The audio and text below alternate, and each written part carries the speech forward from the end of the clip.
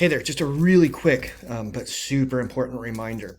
So you're working on your thought primers this week. You've got 2 of them. You're going to have 2 every week, and they're all going to be structured in the very same way. And so you want to make sure that you're paying careful attention to all the things you're being asked to do in the thought primer so that you're getting full credit. Okay, so every thought primer is going to begin with you addressing some questions just to kind of get your brain revved up for this week's exploration, of this thought primer's exploration. And you're going to get half the credit for your thought primer by submitting your answers to those questions right here on this start assignment link. So you'll click that button, you'll load up your answers either by copying and pasting or attaching a file, and then you'll swing back to the thought primer page so that you can start working through these lectures. Now remember, as you work through the lectures, they're always going to be followed by a quiz. So a good idea is to have the quiz open as you're watching the lecture so that you can answer the questions as you're watching the lectures.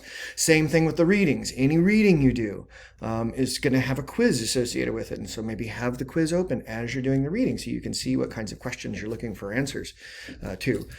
Now, the real important thing that you don't want to miss is down here. Every thought primer is going to conclude by offering you a link to the discussion board. Okay? And you want to make sure that you jump over onto that discussion board where you're going to find discussion threads that are associated with each thought primer.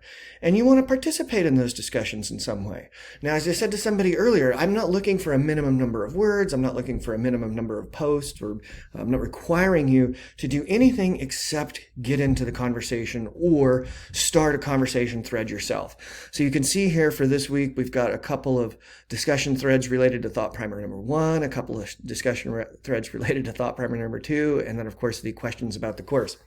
You just want to make sure you're getting in there, because participating in these discussions in some way is the way you get the second half of credit for each thought primer. Okay, so these thought primers, you get credit for them when you submit. You get half credit for them when you submit your responses to the opening questions, and then you get the other half of credit for that thought primer when you participate in one or more of the discussions in the discussion board related to that thought primer. So you don't want to neglect to do that.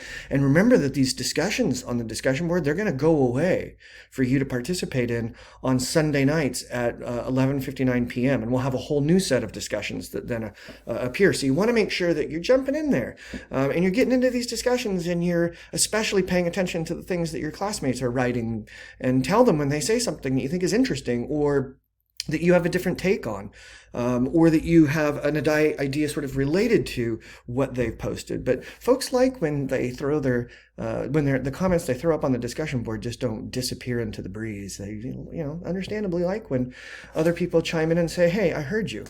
And I think that what you said is interesting, or it raises questions for me, or whatever. All right. So remember, half credit for submitting your responses to the opening questions on the thought primer, half credit for participating on the discussion board, and then you get full credit for each thought primer.